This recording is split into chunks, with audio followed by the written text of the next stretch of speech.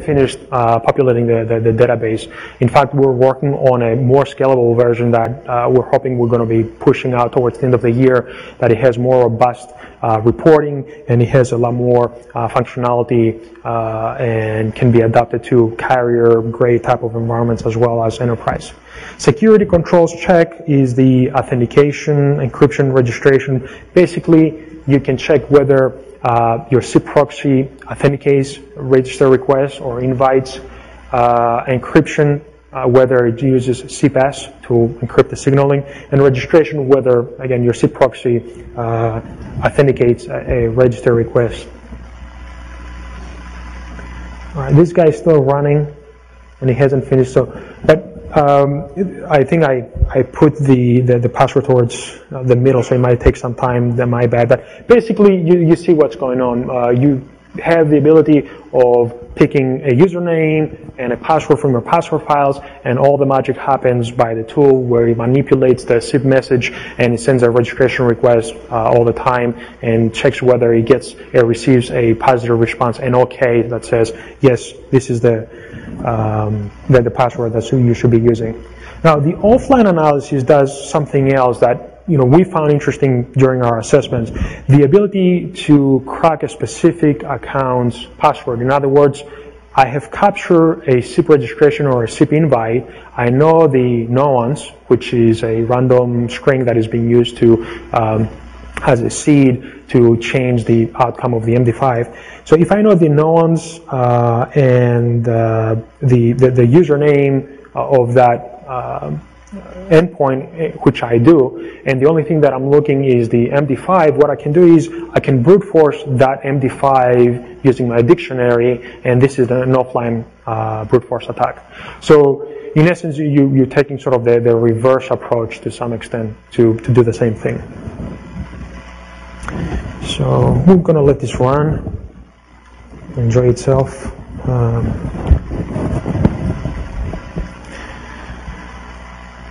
Okay, so how do we secure NGN or VoIP networks? If there's one thing that you leave this session and you take with you is the following. Security is not a product, it's a process.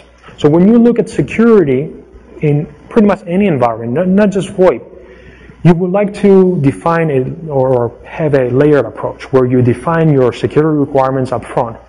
If you haven't implemented a VoIP network, it's a good opportunity to start looking at what are the weaknesses with VoIP protocols, which you do since you're here. The next thing is, if you already have a VoIP network implemented, you can go back and say, okay, what security requirements do I need my VoIP network to support? Do I need to have confidentiality? Do I need to have confidentiality for everybody, or maybe just the officers? Do I need to authenticate registration requests? Do I need to authenticate invites? In other words, to restrict people from not only dialing outside my PBX, but also have some kind of accounting. I'm thinking the tool, I'm hearing some interesting noises from one of the laptops, and I think the tool is stressing the laptop, but that's a different story. But one of the things that we need to emphasize is security requirements. So we need to identify our security requirements up front.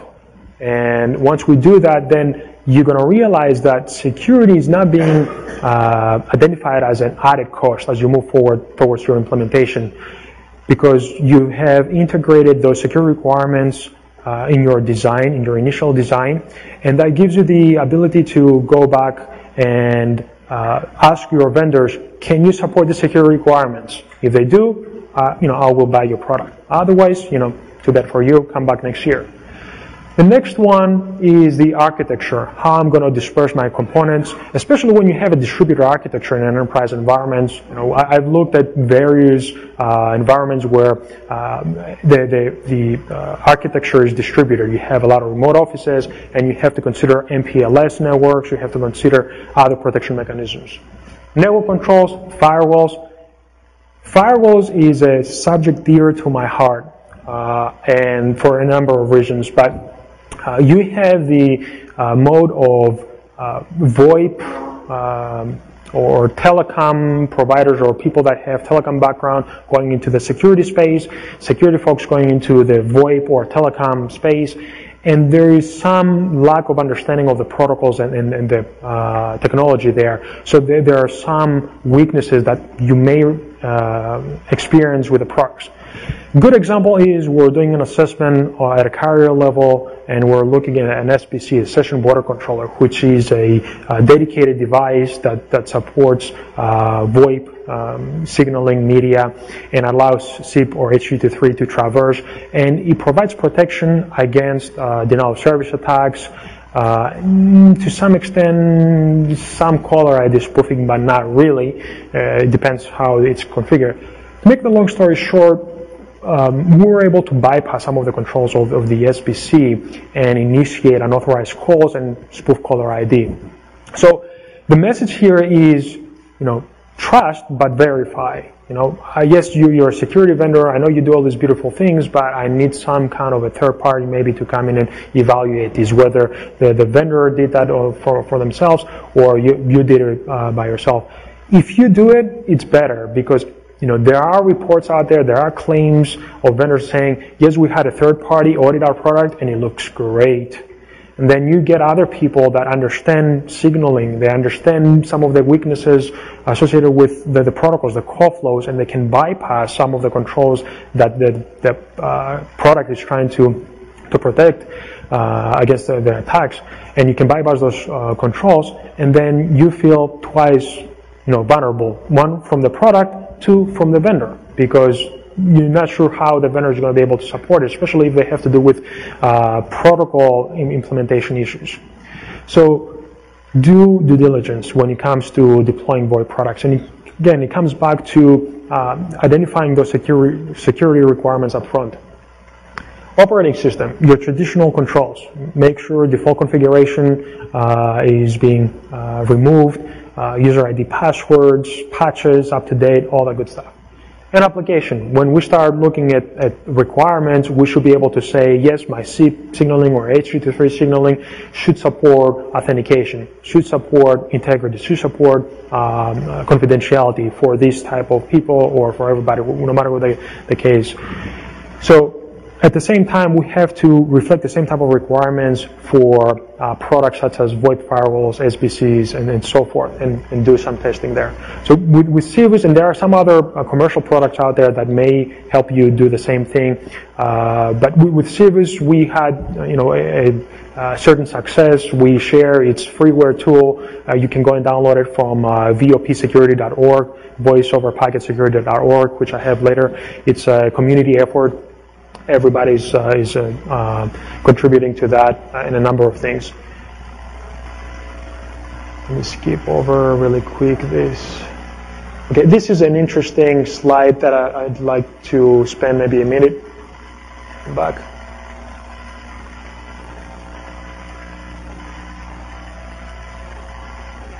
Okay, this is the discovery process.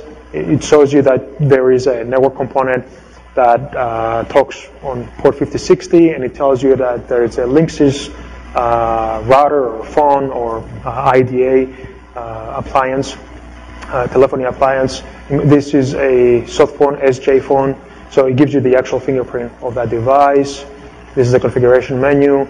This is the menu that you're going to see when you start running the scanner for buffer overflows or robustness or fuzzing type of testing. It categorizes in real time high, medium, lows, or the ones that they were passed.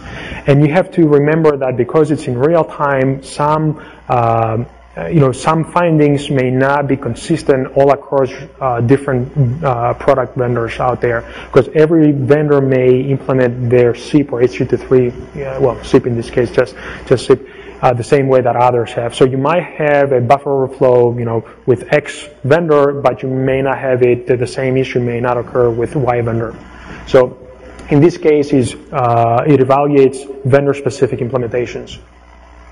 The reporting, again, this is straightforward HTML. It tells you if it's informational, high, medium, low. It gives you the problem. In this case, the remote device couldn't handle 5,000 characters as a username in the URI, so it looks like a buffer overflow. But again, in the new version that we're trying to push out towards the end of the year, the reporting will be a lot more elaborate. You're going to be able to do some nice graphs and trend analysis through one session, one scan, or several scans, and so forth.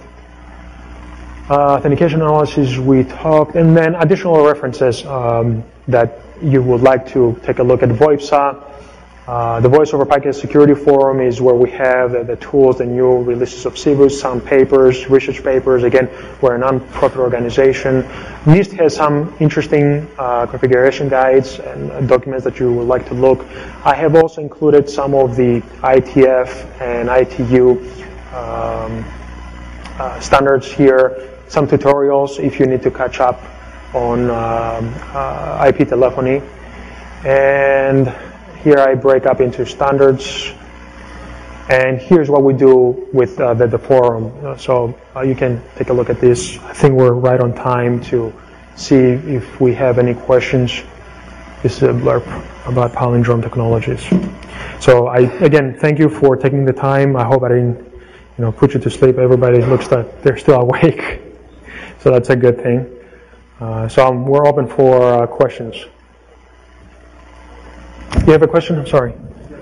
Yeah.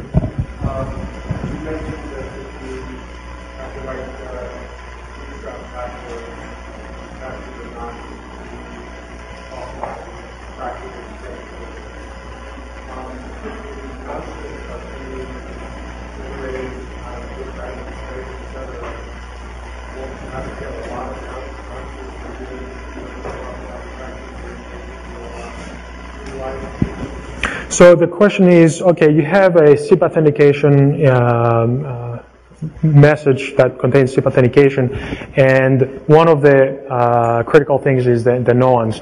Do you need one or many of those in order to derive the MD5 hash? In this case, for the offline, we need only one, because we need just that one to see if we can replicate the exact MD5. Remember, those nuances are generated by the SIP proxy. So when they generate those in random order, are associated with that MD5 that has been generated for that specific instance. So a new nuance is going to obviously derive a different MD5. So if I capture just that message, the SIP invite or the register request, and I can extract the username from and then the nuance that is being used for that registration request, I can go back through the process of brute forcing. So the only other piece to the puzzle is the actual password. So I'm brute forcing the password.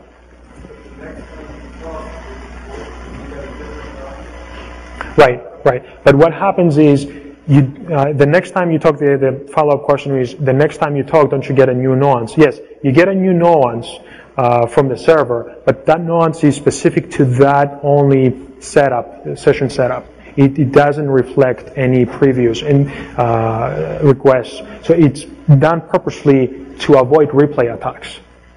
So that was the idea, to use random nuances, not the same nuances all the time, to avoid replay attacks. Okay. Sorry. Yeah. Other questions? Lucky numbers? Roulette?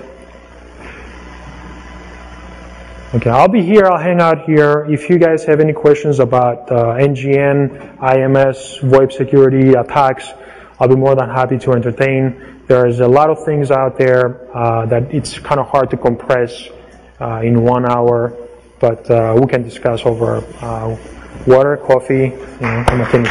Thank you.